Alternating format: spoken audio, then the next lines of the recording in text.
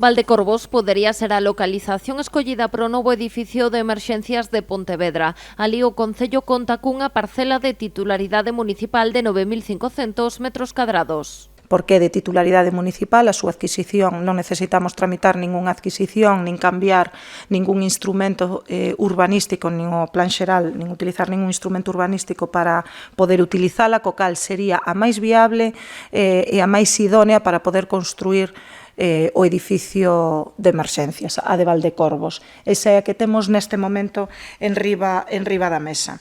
O terreo fora descartado para acoller a ampliación do Museo de Pontevedra tras a incorporación do convento de Santa Clara, así que agora preséntase como a mellor opción para construir o novo edificio, que será a sede da xefatura da Policía Local, dos bombeiros do Parque de Pontevedra e dos efectivos de Protección Civil. Que hai que facer especificamente a hora de construir o edificio e facer o proxecto concreto de edificio, hai que facer previamente un plan de necesidades por cada un dos corpos diferenciados, porque hai instalacións que teñen que ir claramente diferenciadas, máis alá de que haxa oficinas que se poidan compartir, pero despois no operativo concreto hai que ter en conta demasiadas necesidades e hai que facer o plan. O Concello encargou un estudo para avaliar as diferentes opcións. Este apuntou a 6 parcelas, entre elas a de Valdecorvos, a preferida polo Concello. Tiñan a mesma puntuación un terreo en Tafisa desbotado por estar cedido á Universidade de Vigo e a finca de Malvar, en Rosalía de Castro, privada e afectada por costas. As outras 3 parcelas analizadas son un terreo próximo ao cemiterio de San Amaro, outro en Santa Margarida e outro en Camposanto.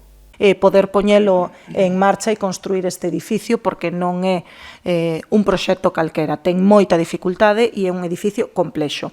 Co cal, a partir de agora, traballamos xa con cuestións concretas, ou Valdecorvos e seguir para adiante, ou ben